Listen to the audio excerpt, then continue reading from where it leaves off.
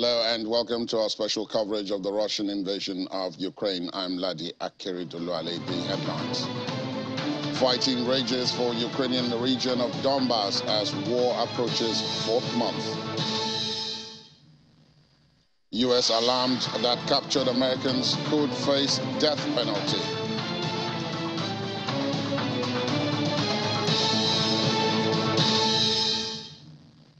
And Indonesia's president to push for peace as he visits both Russia and Ukraine.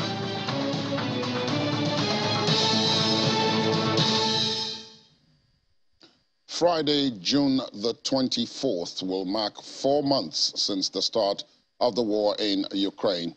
The battle for the East has become a brutal war of attrition in recent weeks, with Russia concentrating its overwhelming firepower on a Ukrainian-held pocket of the Donbas region that Moscow claims on behalf of its separatist proxies. Moscow has made slow progress there since April in a relentless fighting that has cost both sides thousands of troops killed. Although fighting has favored Russia in recent weeks because of its huge firepower advantage in artillery, some Western military analysts say Russia's failure to make a major breakthrough so far may mean time is now on the Ukrainian side. And Ukrainian President Volodymyr Zelensky says the military situation in the east region of Luhansk is very difficult as Russia steps up efforts to evict Ukrainian troops from key areas. The regional governor and Ukraine's general staff said yesterday that Russian forces captured several settlements near the embattled cities of Lysychansk and Severodonetsk. Luhansk governor Serhiy Haidai told Ukraine's national broadcaster that Russian forces had captured the settlement of Chashkitva to the south of Severodonetsk, confirming previous reports. Mr. Haidai also said Ukrainian soldiers defending Lysychansk have come under intense shelling by Russian heavy artillery, but are holding their ground. The situation on the front line hasn't significantly changed. Thanks to tactical maneuvers, the Ukrainian army is strengthening its defense in the Luhansk region. That is really the toughest spot. The occupiers are pressing strongly, and also in the Donetsk direction in Kharkiv region. Cruel and cynical Russian artillery shelling will not give anything to the occupiers, but the Russian army is deaf to any rationality. It just keeps destroying, keeps killing. It seems to show by this to its command that it's not standing still. In the south, we are defending our Mykolaiv region, our Zaporizhzhia region. The liberation of the Kherson region continues at pace.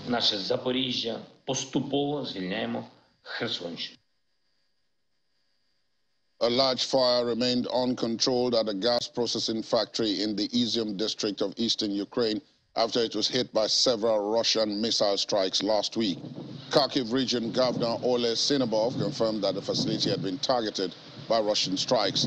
On the Telegraph messaging app, he said that some other buildings had also been damaged. The fire was still blazing as of yesterday night, and a large plume of smoke could be seen from a long distance. Meanwhile, Russia's RIA Novosti news agency has released footage of what it said were Ukrainian service personnel who had surrendered in the area around the besieged city of Severodonetsk. The area in the Luhansk region of eastern Ukraine has been a key frontline battleground between pro-Russian and Ukrainian fighters in recent weeks. The news agency said the men had surrendered without resisting. Indonesian President Joko Widodo will visit both Ukraine and Russia next week to meet his counterparts and push for a peaceful resolution to the ongoing conflict. This is according to the country's foreign minister.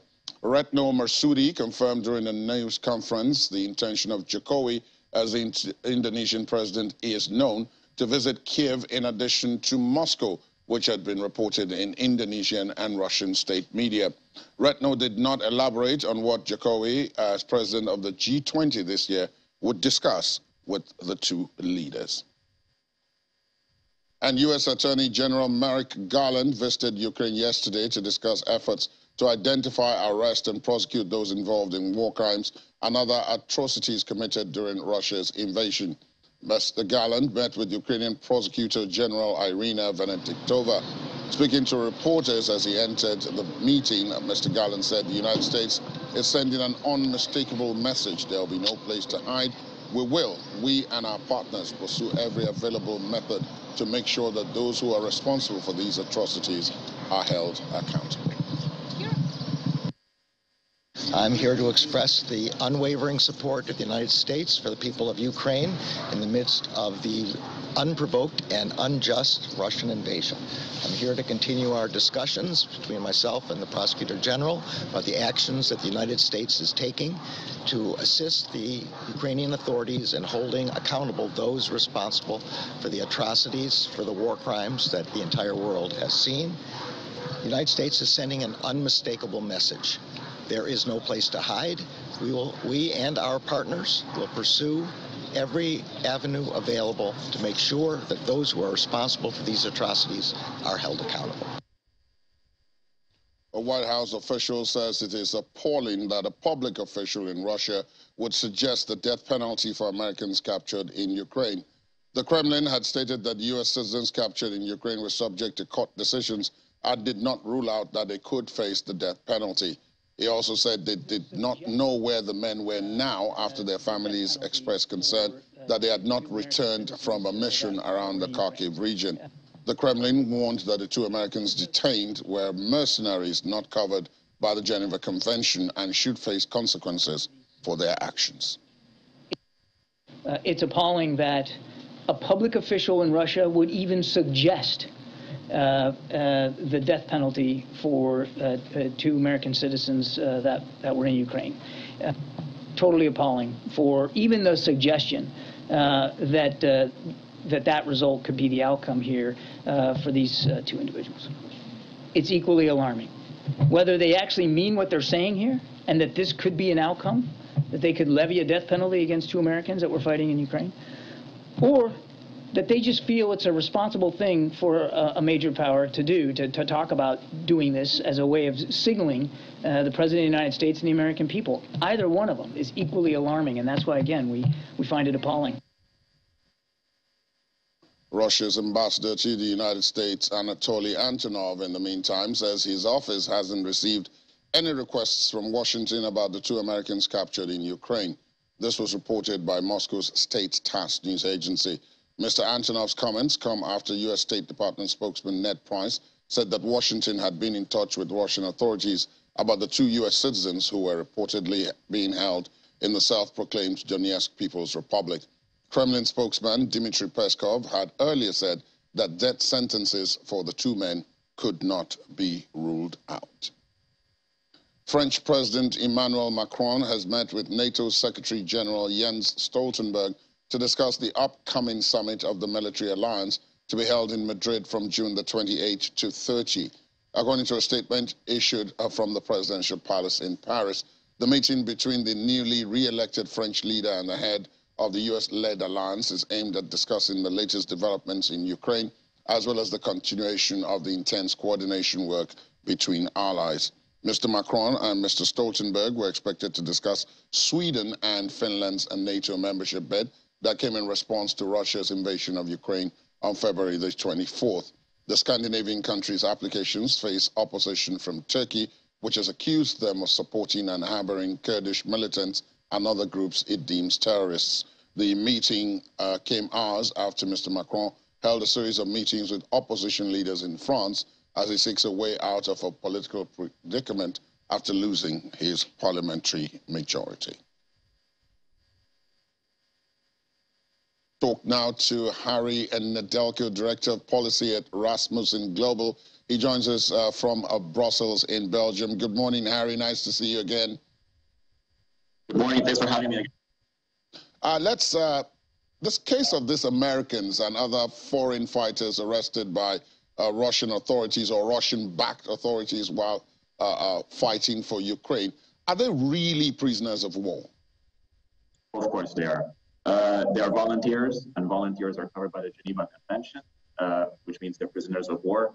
And their nationality has no consequence as to that status, because the Third Geneva Convention makes reference to basically all nationalities being covered under the Geneva Convention. So of course they're prisoners of war. Russia's doing, what's been doing all the way up until now, which is distort reality and use any means possible in order to intimidate and extract some type of concession. But yes, they are prisoners of war. But then Russia says they aren't covered by the Geneva Conventions because they are not regular members of the Ukrainian armed forces. They're not members of the Ukrainian army. They are mercenaries who have been contracted to fight for Ukraine, and that in that capacity they are not covered. Although that was also the same argument for the two Brits and the Moroccan who had been sentenced earlier after being captured by the same authorities. They are part of the international group that is fighting there. They're wearing a uniform. They have designated insignias. That is covered by the Geneva Convention. Russia's trying, again, to distort reality. And it's been doing that on a number of various topics related to its invasion of Ukraine. This is just another one of those lies, basically, and attempts to intimidate. Of course, they're prisoners of war. But do you see a situation where behind the scenes there are negotiations going on? Because indeed, the American authorities, maybe a bit too late, had said that, no Americans should go to Ukraine under any guise, either to fight or to help. They advised against that happening. But of course, some of these people had already gone before that came out. I think the Russians are trying to perhaps use this as a bargaining chip to obtain some concessions, maybe on sanctions, maybe on something else. But I would be very surprised, even for Russia, and even given everything it has done so far, if it were to actually execute these people, that would be a war crime. Well, there are other things they've done since then which qualify as war crimes, depending on who you talk to. So why should this be different? That is a very good point. They have definitely shown in Bucha and elsewhere in Ukraine that they're capable of war crimes. We are talking about American soldiers or American citizens, rather, and British citizens. I think it remains to be seen just how serious the Russians are. Again, my sense is that what they're trying to do is they're trying to sort of use this as a bargaining chip. But the argument in and of itself is extremely flawed and extremely wrong and very dangerous. These people are foreign volunteers. They're foreign fighters. They're wearing a uniform. Of course, they're covered by the Geneva Convention. Speaking about bargains, earlier this year, maybe just a week or two after this war in Ukraine started, the veteran, what some people might call him the dean of diplomats, Henry Kissinger, had suggested that one of the ways to resolve this and resolve it quickly was for both sides to be prepared to make concessions, including perhaps territory. At that time, nobody was really listening, and those who heard him actually poured cold water on those suggestions. But since then, you now have the NATO Secretary General, Jens Stoltenberg, saying more or less the same thing. Emmanuel Macron had always said that the Russians must be given a way out of this. Do you think a consensus is beginning to build around some kind of concession leading to peace for this conflict? No. The only way out for Russia is out of Ukraine. The idea that, perhaps Ukraine could give some territory in exchange for peace is extremely dangerous, and it wouldn't even solve the problem. What is there to say that next year or in 2 years or in 5 years, Russia won't come back and ask for more? And what kind of precedent would that create for the rest of the world? That means basically it would say that anyone with a big enough army and enough power and a leader that is willing to be so responsible can actually take the territory of a neighbor.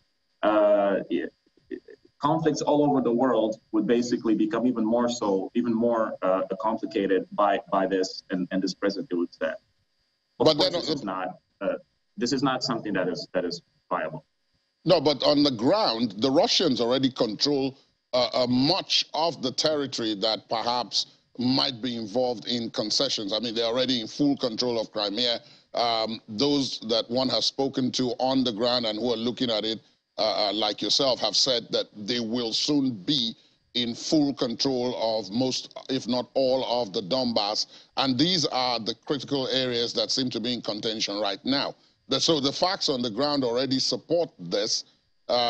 It's just that there isn't anything on paper to back it.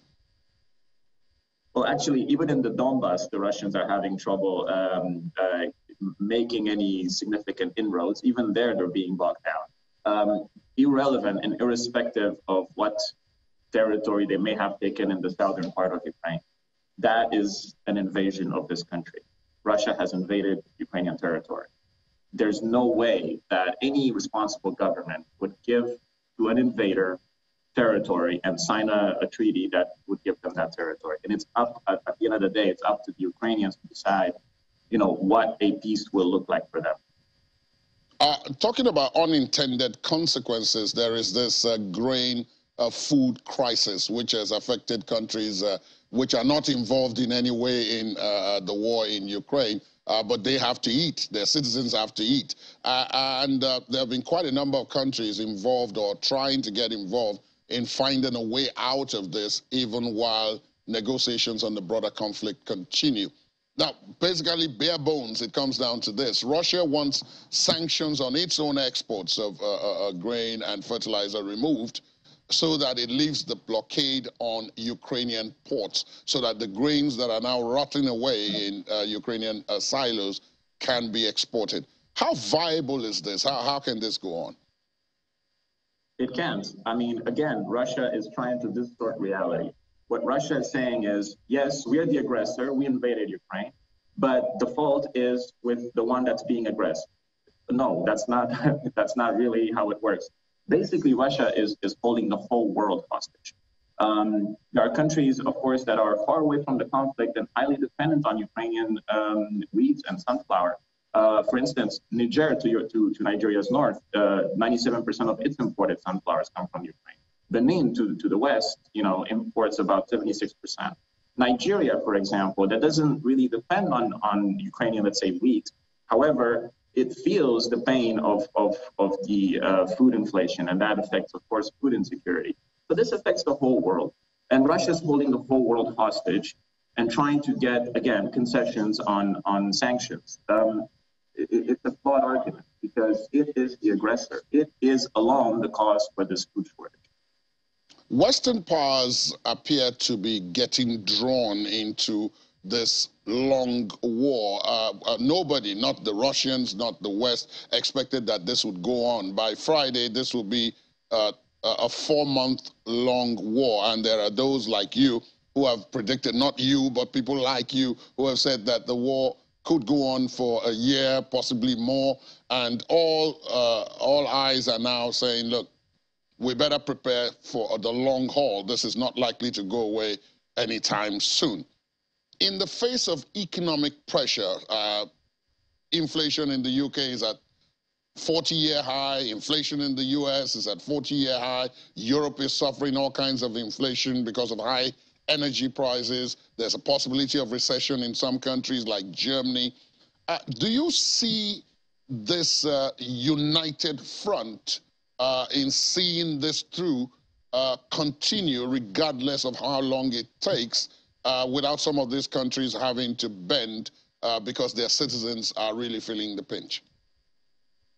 That is a very good question. And so far, yes, we are seeing a united front. Are we going to see a united front in the future? We certainly hope so. And we hope that, of course, our values and the norms we believe in and democracy, liberty, which is the fabric of our society, will trump, these hopefully not so long-term effects. However, you are correct. Yes, there is growing inflation, and that is going to grow. The economic situation will not get better. So far, the West has seen unprecedented unity in terms of the way it responded to the conflict, in terms of the way it supported Ukraine. Now we're about to have, for instance, a council meeting tomorrow and the day after tomorrow between EU member states, hopefully deciding on candidate status for Ukraine. But it is going to be a long conflict, and it's going to definitely test our society. Before I let you go, you are in Belgium today. The last time I spoke to you, you were in Montreal. So I guess you now have the benefit of the perspective on continental Europe. In terms of looking at the public support for backing Ukraine, in Belgium, of course, Belgium hosts many of the European Union institutions. So it is a good place to feel, shall we say, European conditions. What do you think? What are you seeing on the ground in terms of the economic conditions as well as the perceptions or desires for peace, and on what terms? Are they broadly in line with what is going on elsewhere, or do people really just want to get on with their lives? I would say support in Belgium, other European powers, as well as across the Atlantic and the US and Canada is ironclad among the population. The population is definitely behind Ukraine. Of course, everybody wants peace, but I think everybody agrees that this has to be a peace that is not putting a democratic country on its knees because of an aggressor. Indeed. Harry Nedelko, Director of Policy, Rasmussen Global, thank you for your presence and for your perspective this morning. Stay safe. Thank you. Thanks. After the break, Germany is on the verge of a second stage of gas standby measures. Please join us again.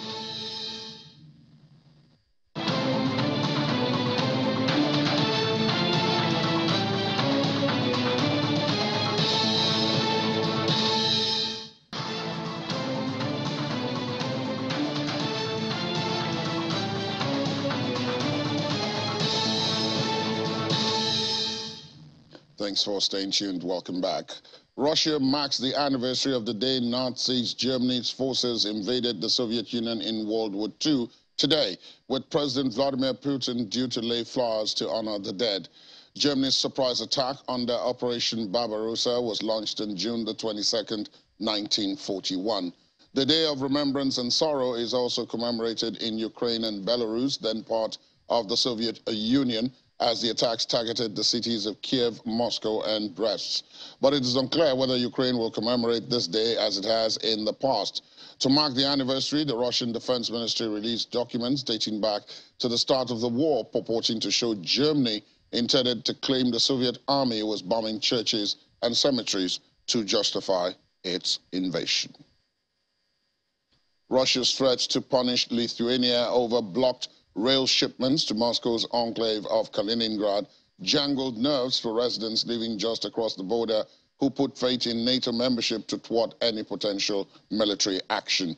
Lithuania has shut down the route for transport of steel and other ferrous metals, which it says it is required to do under EU sanctions that took effect on June the 18th, raising the ire of Russian officials who threatened a serious negative impact.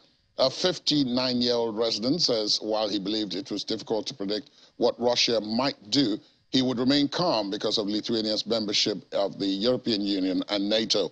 Other residents of the border town of nearly 6,000 said the threats from Russia had overshadowed other problems, such as sky-high inflation that has hit the pocketbooks of many Lithuanians. Kaliningrad, formerly the port of Königsberg, capital of East Prussia, was captured from Nazi Germany by the Red Army in April of 1945 and ceded to the Soviet Union after World War II. It is wedged between NATO members Poland and Lithuania.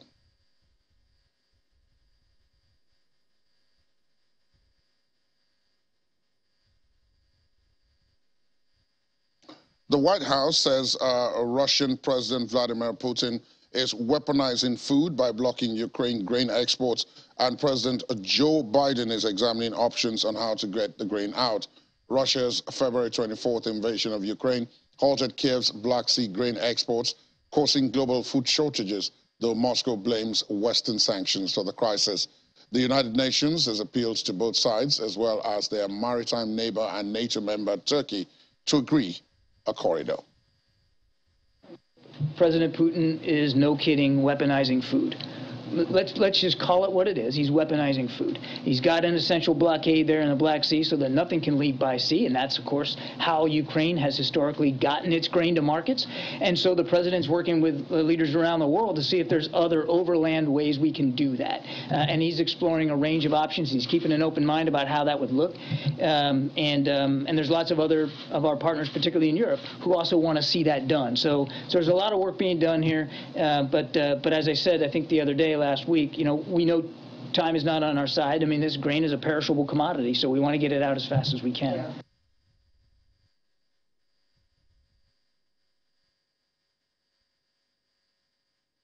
Let's talk to Dr. Tony Ofoeto, Director General of the International Institute of Professional Security. He joins us virtually.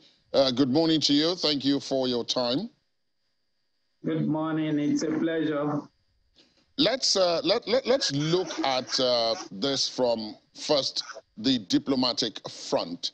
Several attempts are being made by various players, the Israelis, some of the Middle Eastern countries like Qatar and South Africa, and now you have the Indonesian leader flying to Ukraine and Russia next week to try to discuss peace. The most successful of all the efforts have come from Turkey, which actually hosted peace talks a while back. But since then, no further successful efforts. To what do you put this? Well, basically, from the relationship between Russia and Ukraine. If you remember, you would also have observed that the Russian government, Putin, had already laid before now conditions upon which the war will stop. And that has to do with exclusively and without compromise that Ukraine will not be part of NATO and, of course, by extension to EU. Now, Ukraine is definitely not going to accept that. That means that whatever that is being discussed as it is now is going to be a tall order, more so when assault had commenced. I think basically it's a serious battle between the EU, the United States, and also Russia. I just see Ukraine as a pawn, as it were. Ukraine is basically gaining the type of patronage and attention is gaining because of the strategic places occupying, especially with respect to EU security and stability of the EU region. That is why Ukraine is gaining the type of attention it's gaining. Ordinarily, what we expected before now was that it is such that either the US and Russia would have ordinarily come to understanding and terms as to the assaults wouldn't have even taken place in the first instance. But I see it as, the battle of the Bitwheat, wherein Ukraine is now the battlefield. And I don't know, for me as a person, I don't see the president of Ukraine really understanding it deeper than that. I think basically that is why you see this negotiation and the like still failing. But definitely for the negotiation to succeed and make any headway, there must be compromise. And the compromise most likely is going to come more from Ukraine. Don't forget that the EU is not ready to shift its ground on certain areas, but at the same time, they are not ready to compromise their economy, knowing full well that, for example, the issue of gas, gas and what do you call it now, petrol and all those stuff like that. Russia is standing at a very strategic position. All over the world now, the price of petroleum products have been pushed up. The economy of most of the countries, including EU, including America, is being adversely affected. Yes, agreed that in some other countries, the price of dollar per barrel has increased to an average of $120 per barrel and all those stuff like that. But the fact still remains that the intrusion of the economic interest vis-a-vis political military might and all those stuff is actually going to affect, in the long run, the assault that is on Ukraine as it is today. And that's just my simple position. And that is also one of the reasons why negotiation may take a tall order as it is now, because none of the parties are ready to bend or ready to shift for now. I hope that it won't extend more than this as it is. Well, from what you've said, what I seem to have been able to glean is that it does seem that even though on the horizon there's no shifting of grounds by either party, and there are outside forces that are, affecting the decisions being made by those forces, including or especially in Ukraine, but that this economic impact that is being felt right across board. I mean, you talked about energy, you referenced energy, but then there is the one of food. My last guest was just talking about, I mean, if you take Africa, for example, that in Niger Republic, almost 90% of what Niger consumes by way of sunflower oil comes from Ukraine. Benin Republic is 76% and so on. So even if you just limit it to Africa, this is already having an impact. There are fuel queues in Nigeria right now, and the local aviation industry is suffering because of the price of aviation fuel.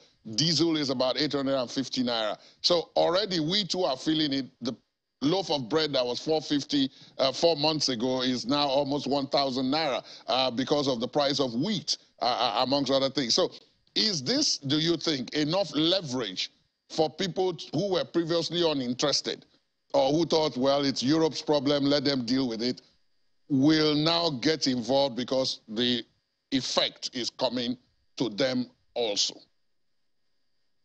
You know, for the first time in the world is really understanding the strategic role of Ukraine and even that of Russia.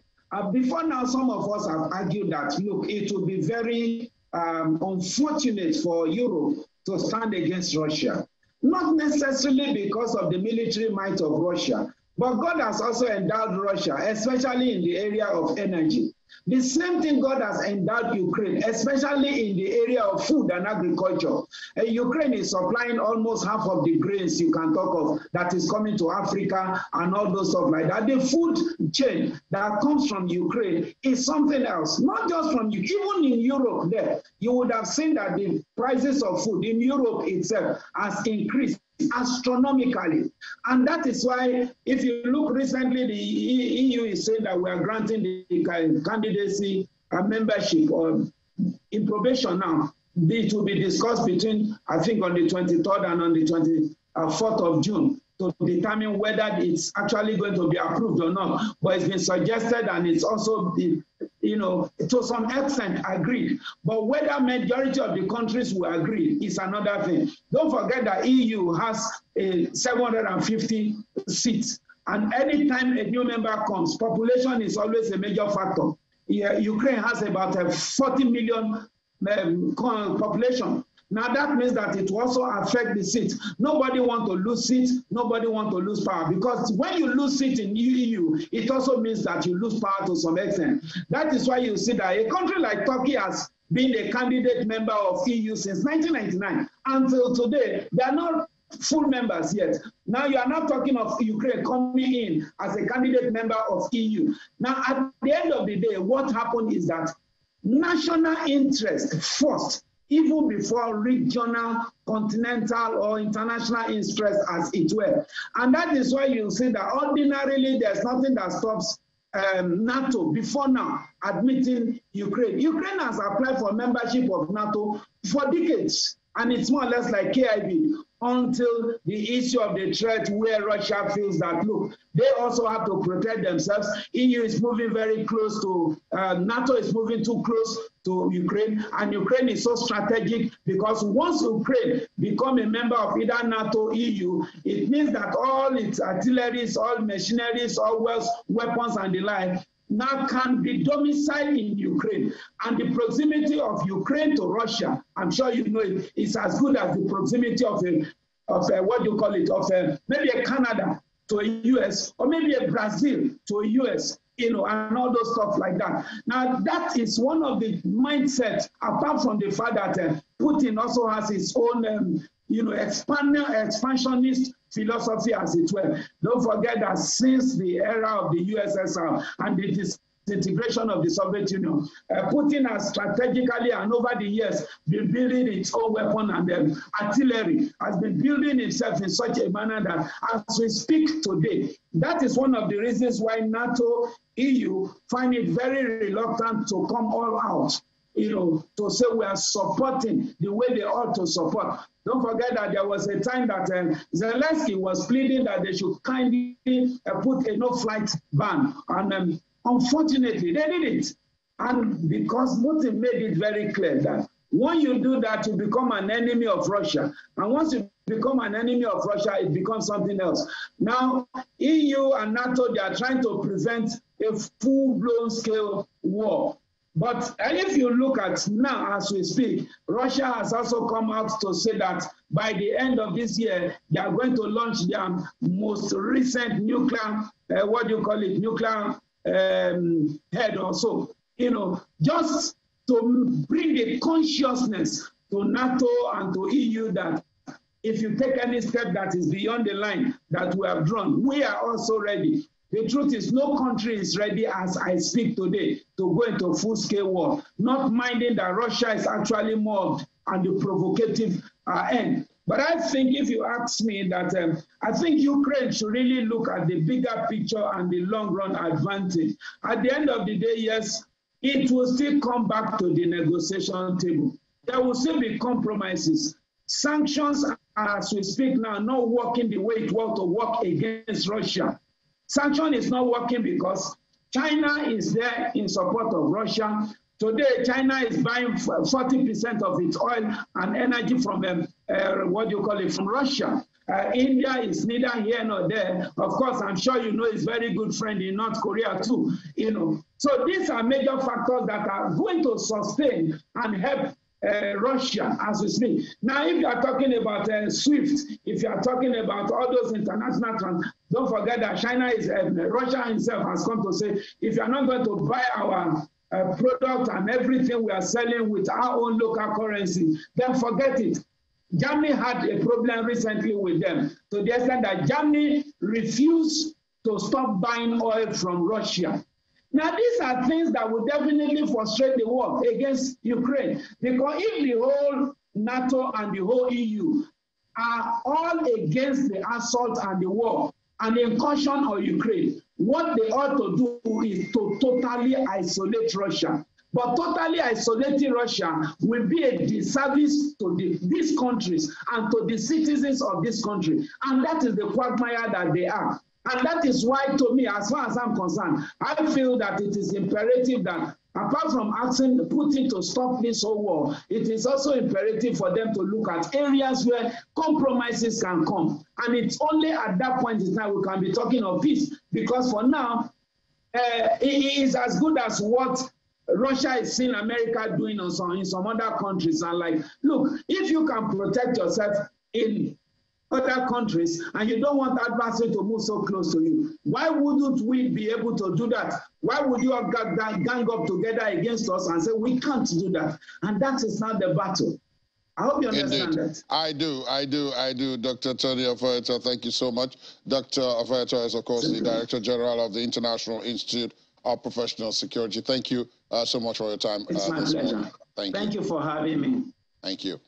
Luxembourg has committed 15% of the nation's annual defense budget to support Ukraine's war efforts, and that's according to Ukrainian President Volodymyr Zelensky.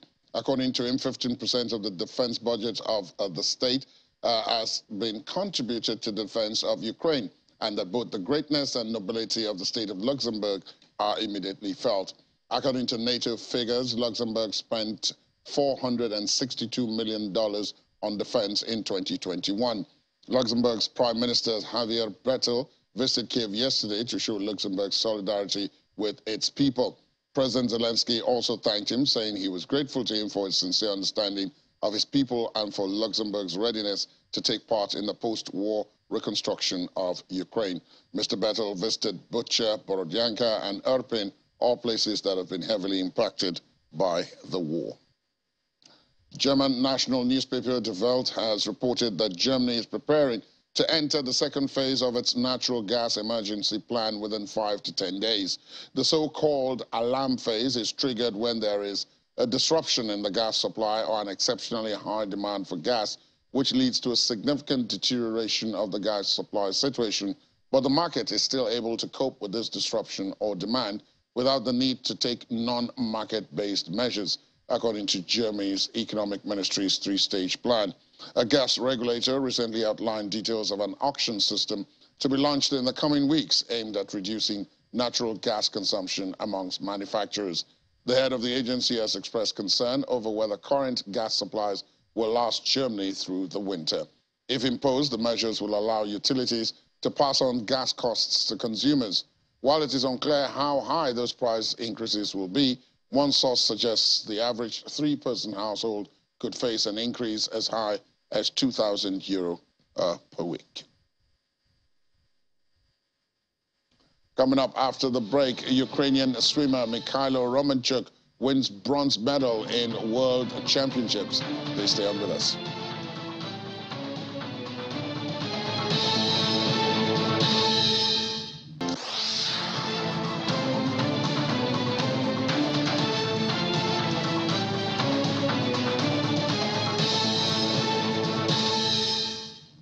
Thanks for staying tuned. Welcome back. Laddie Williams is here.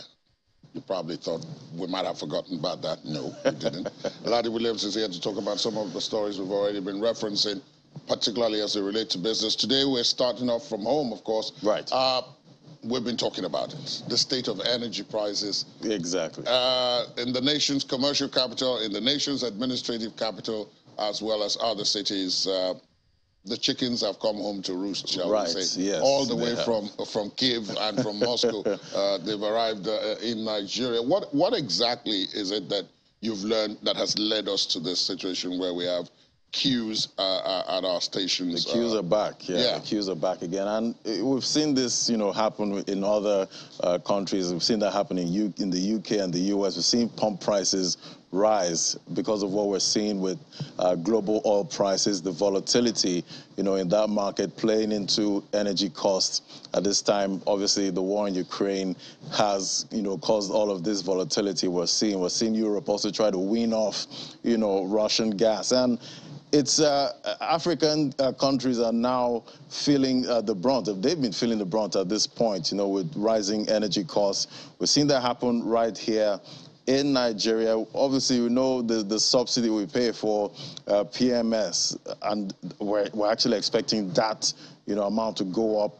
The next one, the president of Pengasem, who was on Sunrise before now, said there'd be an additional maybe $600-700 billion if things remain the same. If they don't go further up. Yeah, and we see that the oil market doesn't look like it's taming, anytime soon. And we've seen the marketers here, the PMS marketers here, saying that they're feeling, the pain from all angles at this point. They're having to pay more for PMS at the depots, about 170 naira per liter. And we know, how we like to fix prices here in Nigeria. The price is fixed at 165 naira per liter. And so these marketers are saying we cannot. Yeah, the maths don't add up. Yes, it doesn't add up. We cannot sell at 165. And to say the truth, I actually bought at 180 naira this morning because I was able to find one filling station and I just jumped in there and she told me I have to pay 180 naira. And I had to because I didn't have any fuel. You're one of those, you're one of many who had to do it. Exactly. So at the end of the day, they're paying more for PMS at the depots, and they also, we know diesel. The price of diesel, that has skyrocketed from about 200 naira in May 2021 to about 600 naira in May this year. And we've also seen a high of about 800 naira. We know how much, these marketers depend on diesel. To transport that PMS, they need diesel. And they're paying more for diesel, they're paying more at the depot, so they have to, put that price into what they're selling. And that's why we're seeing this most people don't seem to realize it. When you drive into a filling station right. and you're able to buy fuel, most of the time the filling station is operating on the generator because they don't have power supply to power their pumps. Yeah, so for their operations, they also, rely on diesel. To transport the PMS to the stations, they also rely, on diesel for all of that. So we're seeing the cost rise on all angles, for them. And obviously with paying more for PMS, that's going to trickle down into everything. We're going to see food prices soar with this prices going up because logistic costs is already going up. So at the end of the day, we already have high inflation. This rise in the price of PMS is going to stoke that, even more, and that's why we're seeing globally everybody's struggling with energy costs, and that's fueling the rising prices we're seeing with food and most of these important commodities that we use daily, and we're seeing that also play out in Ghana too. Yes, indeed. The fuel shortage is looming there because the central bank is having to ration dollars. Yes, exactly. Then they're not getting enough dollars at this time, and we've seen how all of this impacts African countries. We've been warned actually about the shortfall with our refining capacity in sub-Saharan Africa. Normally, the whole of sub-Saharan Africa is supposed to be able to refine at least about over 1 million barrels, per day. But they're doing less than that, about 30%. And with all of this, if you're not able to refine, you have to import.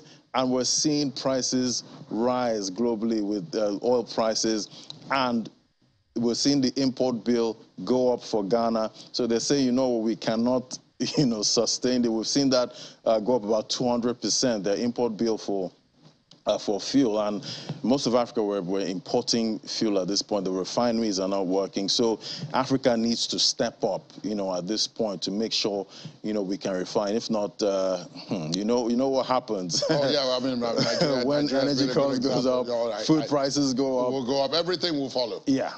The grim news is not abating. In the UK, inflation is now at a 40-year high, 9.1%. Yeah.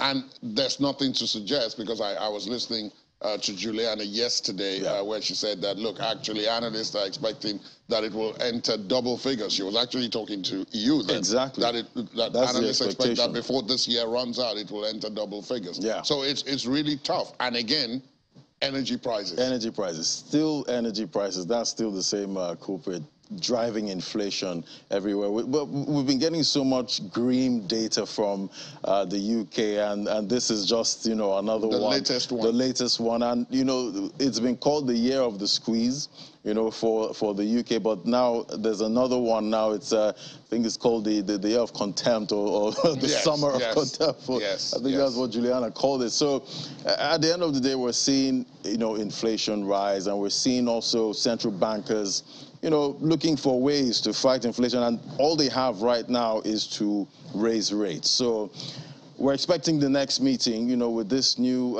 figure, a new 40-year high, that would make them even more hawkish. And we know the fears that are also coming with that, stagflation, that dreaded S word. That one is that's been thrown around at this point. But with the way it's going, central bankers have a lot to do, at this time. And not much room within which to do it. Not much room. So some analysts say rates might not be the answer because you're risking, recession. Some say that's all they have, in their playbook. So it remains to be seen. But at the end of the day, central bankers are still going to keep raising rates as long as inflation continues to rear its ugly head. We'll talk about markets tomorrow, Laddie, because I know that all of this is impacting on markets. Yes. So prepare for that. We're gonna have no problem. And good news, the NGX closed positive yesterday. So. Indeed, which is why I want to take a look at some of the reasons why that could possibly be the case. Yeah. Thank you, Laddie. There'll be more, of course, on all the business stories emanating from not just the war in Ukraine, but from across the world, on Business Morning following this program, and then on Business Incorporated later on in the day. But let's take a look at some of the sports coming out of this crisis. Elite Ukrainian swimmer Mikhailo Romanchuk won the bronze in the men's 800-meter freestyle race at the Swimming World Championships in Budapest, Hungary. He said his medal proves that Ukrainians will fight to the end. It doesn't matter what the situation. Romanchuk, whose father is fighting in the first battles in the east of Ukraine, said it was hard for him to focus on swimming, especially at the start when he moved to Germany to join the group. According to him, it was hard because mentally you are in the war and you're sleeping just 3 or 4 hours because you're always reading the news. It was so hard in the beginning, but then you understand that all you can do is to swim, to train, and then to represent your country. And the Polish Football Association has confirmed that Poland is refusing to consider defender Maciej Rybus for selection following his move to Russian club Spartak Moscow. Rybus has earned 66 caps for Poland, but national head coach Czesław Mitrovic has decided against including the left back in his plans for this year's FIFA World Cup in Qatar. The decision to drop Rybus comes after the 32-year-old agreed to join Spartak on a free transfer from Russian rivals Lokomotiv Moscow earlier this month. Rybus, who has a Russian wife, has been playing in Russia since making the move to Lokomotiv Moscow in 2017. Vladimir Putin's press secretary Dmitry Peskov has defended the detention of American basketball player Brittney Griner and has dismissed claims she is a hostage. Griner, a 2-time Olympic gold medalist, was arrested at Moscow's Sheremetyevo airport in February. She was accused of being in possession of vape cartridges containing hashish oil and has been held ever since. The United States government considers Griner wrongfully detained, and her supporters claim she's been held as a political pawn amidst Russia's invasion of Ukraine. Russian authorities have suggested she was caught red-handed while trying to smuggle hash oil. The charge against Griner reportedly carries a maximum penalty of 10 years in prison. And finally, on the program, pro-Russian murals, the Z symbols appearing as graffiti on walls, and advertisements of Russian companies are common in the Serbian capital, where a group of Russian, Ukrainian, and Belarusian expatriates organized weekly protests opposing Russia's invasion of Ukraine. Peter Nikitin, founder of the Russians, Ukrainians, Belarusians, and Serbs Together Against War Facebook group, said it started spontaneously on the day Russia invaded, which was February the 24th. The group has so far staged around a dozen actions, ranging from rallies that attracted hundreds of people to smaller protests with just a handful of activists. Nikitin says that despite pro-Russian sentiment and threats in social media, the Serbian authorities have allowed the group to demonstrate, unlike in Russia and its ally Belarus, where there have been clampdowns on dissent. Although Serbia condemned the invasion of Ukraine at the United Nations, its conservative government has so far refused to impose sanctions against Russia. And that's where we end today's program. Thanks for being with us. My name is Ladi Akeredoluwale. There's an update, as always, within the world today at 5 o'clock. Do watch out for that. But for now, do have yourselves a pleasant day ahead. Good morning.